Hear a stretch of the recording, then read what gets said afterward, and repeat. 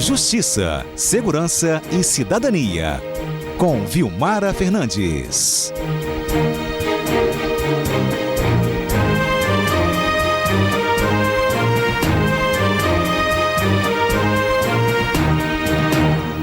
Ei, Vilmara, bom dia. Bom dia, Fernanda. Bom dia aos ouvintes e parabéns para os nossos professores, né, Fernanda? Pessoas tão maravilhosas, né, que marcam tanto a nossa vida. Quem não tem um professor especial na sua vida, né? Pois é, nós aqui já contamos as nossas histórias. E a sua, qual é? Eu tive uma professora maravilhosa no ensino fundamental, chamada Rosângela. Ela foi muito marcante na minha vida, inclusive... eu me lembro dela pelos trabalhos que ela sempre apresentava, assim, a partir de livros. Ela estimulava muito a gente ler muito e fazer trabalhos, né, a partir dessas leituras. E aí um desses trabalhos, e olha que eu estava no ensino fundamental, mas assim, no início do ensino fundamental. E ela, numa das referências que ela colocou assim no trabalho, né, após dar a nota, ela informou lá que para eu pensar para o futuro em ser jornalista. Olha só, lá naquela época eu ainda era uma criança, assim, uma adolescente, no início da adolescência, e ela já identificou que eu tinha perfil de ser jornalista. Eu mudei minha vida, fui trabalhar em outros lugares, passei para economia e depois voltei para o jornalismo, porque de fato era aquilo que eu sempre desejei fazer. Para você ver a importância, né? A sensibilidade de um professor, de ter a capacidade de perceber, né, até as possibilidades, né, da nossa vida, assim, o que a gente pode fazer no futuro. É uma profissão muito mágica, assim. Sou muito grata a todos os professores da minha vida. Também sou muito fã, e que legal. Por mais professores assim, né, que entendam o aluno. Com certeza. Eles são a profissão mais transformadora, Fernanda. A nossa também eu avalio assim, mas o professor, ele é transformador, ele constrói, né? Ele muda o cenário, né? A educação tem essa possibilidade, né? Transformar vidas. E imagina a pessoa que cuida da educação. Eu acho que é uma profissão assim fantástica. Merece todo o nosso carinho, todo o nosso respeito. Isso aí. Vilmer, nosso destaque de hoje é um bairrozinho no norte do estado que está preocupando a segurança.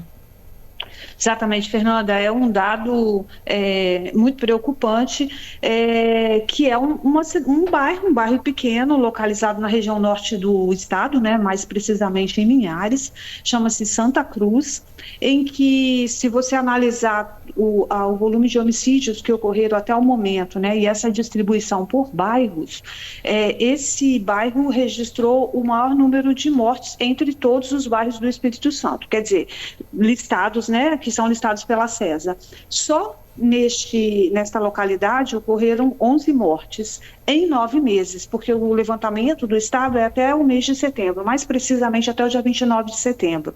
Só para você ter uma ideia da dimensão, só neste bairro nós tivemos aí chamado 11 homicídios dolosos, né? Nós não estamos considerando aí casos de feminicídios ou de lesões corporais, confronto com a polícia, não entra isso. Nós estamos falando somente daquelas mortes, né, intencionais. Nesse caso, não que os outros não sejam, mas só os homicídios mesmo dolosos. O que chama atenção, Fernanda, é que, por exemplo, o município de Cachoeiro de Itapemirim, que fica na região sul, né, e tem uma população em torno de 198 mil pessoas, registrou o mesmo tanto de homicídios, 11. E vale lembrar que a população de Cachoeira é maior até do que a de Linhares, né? Segundo os dados do IBGE, a estimativa aí para 2025 é que a população de Linhares seja de 183 mil pessoas, ou seja, menor do que a de Cachoeiro, que teve o mesmo tanto de homicídio de um único bairro de Linhares, né? E a gente fez uma comparação também, Fernanda, com outros bairros de cidades que também tiveram números elevados de homicídio. Por exemplo, Vila Velha é a cidade no Espírito Santo que está liderando o ranking aí das mortes, né, dos homicídios dolosos, que foram 89. Em Vila Velha, o bairro que teve, digamos assim, mais mortes foi Cobi de Baixo, né, que foram 5 mortes. Na Serra, foi no bairro das Laranjeiras que teve 7. né? E em Cariacica foi Jardim Botânico com 6 mortes, nesse período aí, de janeiro até o dia 29 de outubro. Para você ver que eles estão bem abaixo da situação lá de Santa Cruz. Vale lembrar, Fernanda, que Linhares, no ano de 2023, Linhares também teve um outro bairro campeão de mortes, né? Na ocasião, foi Nova Esperança, com 13 pessoas, né, que tinham perdido a vida assim, de forma tão brutal, né? O que a gente apurou com alguns moradores lá da região, eles relatam que é uma comunidade, né, de periferia, que tem inclusive um núcleo lá que é mais complicado, assim, uma parte ainda do bairro que é mais complicada, e que eles atribuem essa performance violenta aí à atuação dos grupos ligados ao tráfico de drogas, né? E que isso tem preocupado. A gente, inclusive, não só aqui em A Gazeta, mas na CBN também, a gente tem noticiado ao longo desses meses alguns casos, né, que ocorreram lá. No início desse mês, por exemplo, a gente falou de um homem que foi assassinado a tiros dentro de um bar, lá neste bairro, em Santa Cruz. Teve um caso também bem cruel de um homem de 37 anos. Ele chegou a ser sequestrado por um grupo e ele foi morto com requintes de crueldade numa região de mata lá desse bairro também. Só para assim, citar como exemplo, sabe, Fernanda? Dessa situação que é preocupante, né? Porque se a gente for pegar essas 11 mortes e distribuir por 9 meses, a gente teve pelo menos um homicídio por mês num bairro tão pequeno, com uma população bem inferior a 10 mil habitantes, né? E teve meses que chegou a ter pelo menos 2 mortes, né?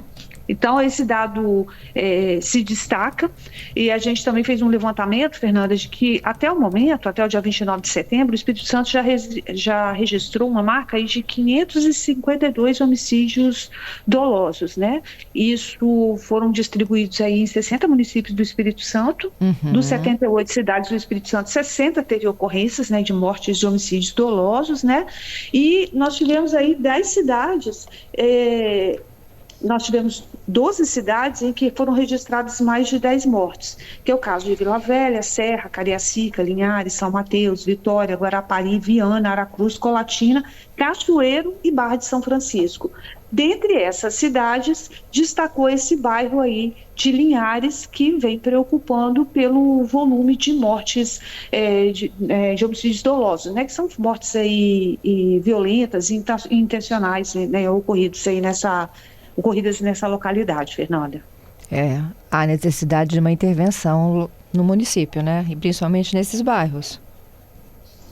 Essa questão da Fernanda que a gente está enfrentando muito aqui também na região metropolitana, né, que é essa atuação dos grupos criminosos ligados ao tráfico de drogas, né, isso a gente tem percebido também que isso tem aumentado também, tem apresentado um crescimento no interior também, que é o caso de Colatina, a gente viu em Linhares, né, aqui a gente tem tido alguns conflitos, né, que com a atuação forte da polícia aí nas regiões em Vila Velha, na Serra, né? A gente registrou aí na CBN em várias ocasiões aí, teve até morte de inocentes, né, em decorrência disso, e é o que tem acentuado muito essa situação nesse bairro, Fernanda.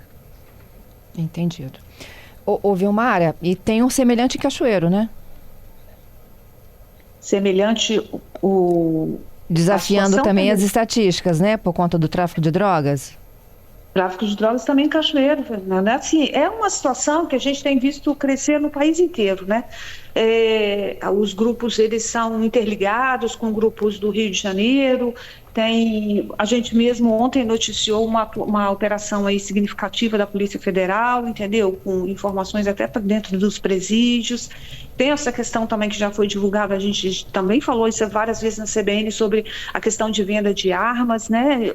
Compra de armas de lá, eles vendem armas aqui para o Espírito Santo. Esses conflitos frequentes, que é uma situação que a gente está vendo crescer no país inteiro, né? Principalmente aqui na região. Aqui no Espírito Santo, a gente ainda não tem casos, uma situação um pouco diferente do que a gente tem no Rio, que aqui são áreas de atuação, né, e não áreas totalmente dominadas como no Rio de Janeiro e outros cenários, assim, outros locais, assim, até no país, né, onde às vezes até a polícia tem dificuldade de entrar e fazer uma operação por conta dessa dominação. Aqui a polícia afirma que ainda está conseguindo, é só a área de atuação, ou seja, a polícia consegue entrar nessas localidades, mas essa é uma situação bem complicada, Fernando, muito complicada, porque isso envolve vidas inocentes, né? Porque nessas comunidades, como é o caso desse bairro de Santa Cruz, como são tantos outros bairros no Espírito Santo, o crime organizado atua, mas a grande maioria são moradores, né? Trabalhadores, crianças que vão para a escola, né?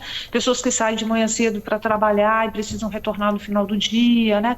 Famílias que residem nesses locais e que não têm envolvimento com crime, mas que acabam sendo vítimas dessa violência intensa que ocorre nessas regiões, Fernanda.